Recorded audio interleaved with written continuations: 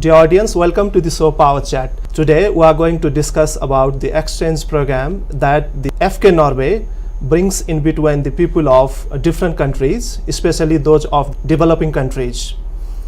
Joining me today is Miss Nita Kapoor, Director General of FK Norway. Please allow me to welcome her. Welcome to the show, Miss Nita. Thank you so much, Laxman. How have you been? Excellent. It's lovely to be in Nepal because every time I come here I feel the enormous warmth and gentleness of the people, and your dedication and your solidaric approach to life and to humanity. It's been years that you have visited Nepal in Yes. the past, and this time you are here for a conference or Yes. get together with your FK fellows. That's right. We are here for 1 week, yes. What is your experience being with the Nepalese people, especially that of the Nepal's culture, its development and other issues? You are engaged with the youth? Yes. Believe it or not, I was in Nepal the first time in my life in 1965, many years ago, and so much has happened in Nepal since. The country has developed, but the people I remember still, as the warm people with a beautiful culture and the great diversity. So this time also you find the same hospitality? Absolutely. The years back or decades back? Yes, definitely. Well, next half an hour we'll be discussing with you about your work. How do you link your work with the developing world, Yes. especially the countries like ours? Yes. So would you tell us about the FK Norway's activities and possibly linking your activities to the countries like ours, say Nepal? Yes. FK Norway is actually more than 50 years old. We are a public agency under the Norwegian Ministry of Foreign Affairs, and our role is to facilitate the mutual exchange of young professionals and young volunteers between organizations, businesses, and institutions in Norway and 25 countries in Asia, Africa, and Latin America. So the purpose is to promote capacity development within the institutions and organizations, but also the personal development of the individuals who are on exchange. And who do you especially target to? Our priority sectors are within education is one area. And So you mean the academic locations like universities and schools, or the Primar- academic programs into any organizations? primarily it is within vocational education Fine. right now. But we also support university, hospitals who are doing education of training of nurses and medical staff, for instance.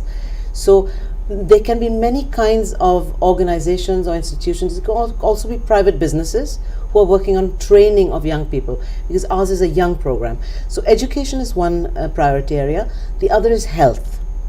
We are having projects also in health exchange with Nepal. The third area is civil society. That is our large area, and the promotion and exchange of young volunteers within civil society organizations, primarily to develop young leadership, youth leadership. And the fourth area is private sector development, and especially we support businesses who are socially responsible. You described one of the important areas of your work in the sector of health, Yes, also education and trainings. yes, Many people in this country, also in the developing world of South Asia, yes, many people in the countries, they don't have direct access to the health facilities. no. Even a very small thing that they don't have facilitated with by the organizations, by the government agencies. So how do you ensure that your support, be it in the direct monetary support or by the capacity building of the institutions or individuals associated with, reach out to the people in the rural areas?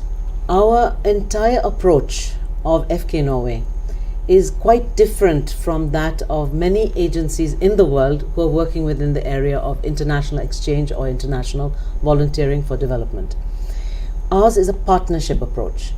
We do not ourselves decide how or who or what kind of capacity shall be developed. It is the partnering institutions who do it themselves. One aspect which makes our program quite unique actually is that we do mutual exchanges. It is not only Norwegians coming to Nepal, but also Nepalese going to Norway. It is the partnering institutions who decide what are their aims. But we check that the work is being done as socially responsible, that the needs are defined from below, and that the partnering institutions have a community outreach, and that their services are improved through the capacity development, which actually benefit the people that they're working for. That's an interesting point. How do you ensure that the partner organizations that are partnering with your organizations for a long time, they ensure an inclusive participation, and on returning back from the organization in your country or other countries around, their knowledge or their skills are best utilized here? It is an integrated part of our exchange program. Not only the work that is done during an exchange, but also the follow-up work which is done after the participants, the volunteers and professionals, go back to their country. So the follow-up work when they come back is an integrated part of the exchanges. Furthermore, the partnerships last for many, many years. The individuals who are exchanged may be traveling for, let's say, 6 months or 1 year, but the partnerships continue, and we see an aggregated effect. And of course we do a check every year about the progress of the project, and that the goals are being met, that the goals that were set initially are being met through the exchange program and the capacity development. And how your program or your exchange program or activities are different than those of at the beginning you mentioned that Yes. your program is peculiar, your program is unique. Yes. How does your program address the issues of the diverse society? Right. It is the first aspect that makes our program absolutely unique is that it is a mutual exchange program. It is not only countries in the north who are sending volunteers. That means the participating organizations also do send Yes. or do participate with your organizations and staffs. No, they amongst themselves. They do the exchange amongst themselves, the partnering institutions, but each institution is both sending and receiving. There is no one way sending from the north to the south in our programs. That's what makes it unique. Just to give Nepal as an example, Nepal is actually one of FK Norway's largest countries of collaboration in Asia for our program. Largest in terms of the organizations participating, yes, or and the individuals benefited? And the number of individuals who have benefited per year. So since 2002, do you have the data? How many individuals or organizations participated since in the 2002, when we started working with Nepal, after our program became a mutual exchange program, more than 400 individuals have been exchanged which involve Nepal. So one of the aspects So that you makes mean the individuals from Nepal? No, just let me Okay. give you the data, because you see our program is north-south, south-north exchange, but also pure south-south. That is also one aspect that makes our program unique. So Nepal is involved in exchanges with Norway, but also with other partnering countries in Asia or Africa, which means that approximately 200, there have been almost 400 individuals involved in exchanges with Nepal or in Nepal or from Nepal. Of these, 200 Nepalese have served either in Norway or in other countries in Asia and Africa. That's a big investment. That is, it is, and I think it's an investment for the Nepali community and the young people, because our program is for young professionals and young volunteers. This is an investment in the future of Nepal, because we truly believe in the power of young people when it comes to developing their own communities and their nations. And we see from the Nepalese, we were at the alumni gathering of the Nepalese okay. participants who have been through the exchange. What was their response? It was vibrant, and it is so interesting to see the young people. First of all, the majority have remained in Nepal. They have not gone other places. After the exchanges, they come back and they're participating in the building, and also after the tragic earthquake, the rebuilding of Nepal. They have developed further. They may be in the same organizations where they were originally sent from, or they may have moved on, but they are within health, they're within education, academia, they're within civil society, working for human rights. And the passion with which the participants tell us about how they have developed further, this is a really, really good indicator for the fact that the exchange program is doing good. That's really interesting and encouraging. Before I ask you about what the individuals and institutions learn in the exchange, I would like to remind you that there are about 40,000 civil society organizations, I mean the NGOs. Yes. Few of them, but very vibrant. They are working in the areas of youth and human rights and media, Yes. How do you ensure that the individuals or organizations participating in your program, they represent the diverse Nepali community? It is a requirement for all the partners and the partnerships who participate in our program. There are certain elements which are non-negotiable. Requirements meaning non-discrimination. The attempt to secure gender balance. The environmental friendliness of the projects and to do no harm principle. And also when it comes to zero tolerance against corruption. So these are principles within our work. We have ethical principles, and when we select, because always there are more applicants for projects than what the funding we have possible to implement. Our selection then is also based upon these criteria, which of the partnerships meet these criteria in the best possible manner. And we also do a check, amongst others, with the embassy, our embassy in Nepal, when we choose new partnerships, and to see that they fit the requirements of not only the needs in Nepal, but also our own ethical requirements. Such exchanges program that of yours or others, that the international community comes in the countries like ours. Most often there are complaints from the people residing outside Kathmandu Valley. Yes. Because I told you the numbers of NGOs and organizations working here. Yes. Mostly the organizations working out of Kathmandu Valley, they complain of not getting opportunities within national or international organizations. Many NGOs they are centered in Kathmandu. That is true. So do you have any plan to reach out the organizations working for Nepal but from different locations? Nepal is a diverse in terms of geography and language. How do you ensure that? We are very aware of the strong urbanization. We have to remember that urban communities all over the world and also in the so-called developing world, they have great development needs. The urban areas are hubs for a lot of development. However, the non-urban areas are equally important. What we see among our partnerships is that, and especially the ones also in Nepal, some of them may be based in Kathmandu, but the outreach and the work that they're doing also with our exchange participants is outside. It can be in the eastern region, in Pokhara, etc.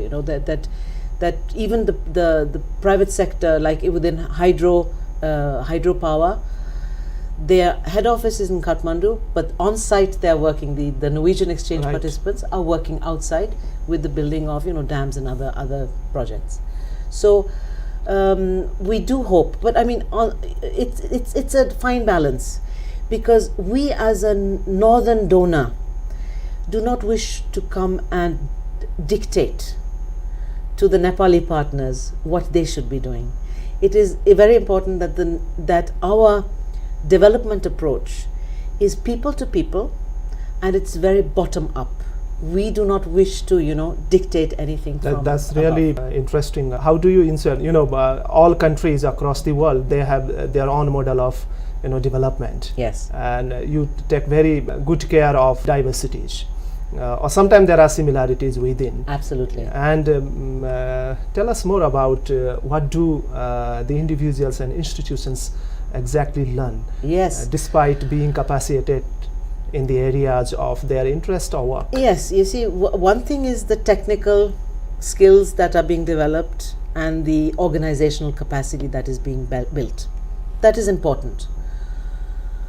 But another very important aspect of our work is creating the international networks and increasing the individual networks and also the institutional networks, and providing the opportunity for equal partnership with institutions and individuals in other countries.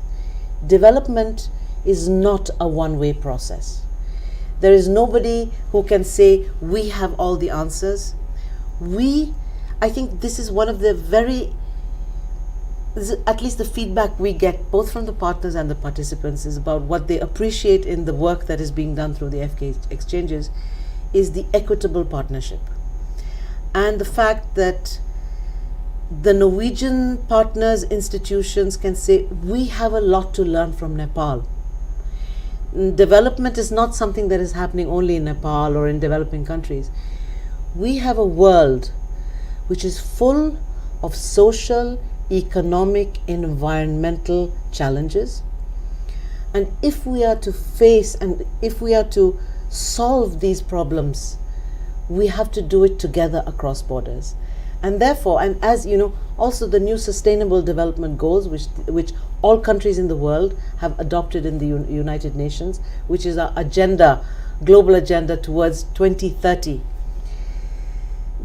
One of the important elements of the agenda says that the best means of achieving each of the sector goals is through global partnership.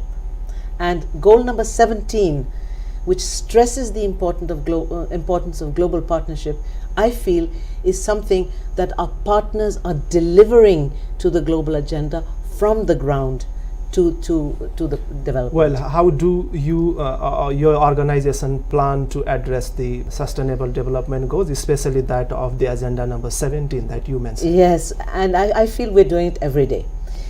We're doing it through the partnership model itself. We implemented this partnership model in the year 2000. So we feel in a sense that our partners have been doing it all the time.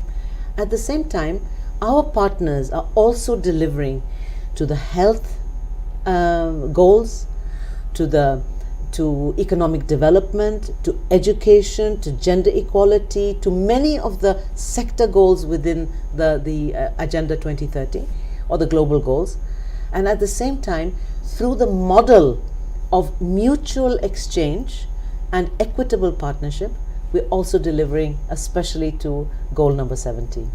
Well, that's interesting and that's encouraging too, that Nepal has also committed towards international community, especially Absolutely. those of the United Nations periodic goals and plans. Yes. And there was some sort of achievements in the areas of Millennium Development Goals, Yes. which completed in the year 2015. Yes. And Nepal has committed towards international community about the SDGs as well. Absolutely.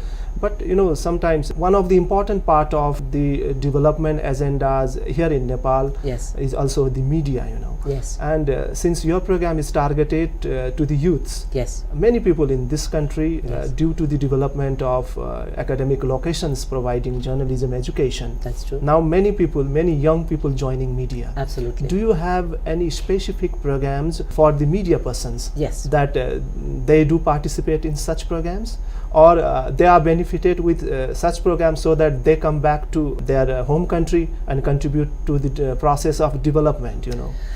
We do. I think when it comes to media and expression and freedom of expression, our work is twofold.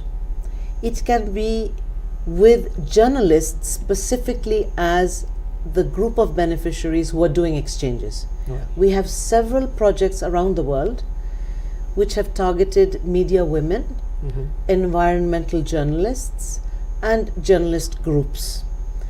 And they have, some of them have even seen hardships during and after the exchange itself.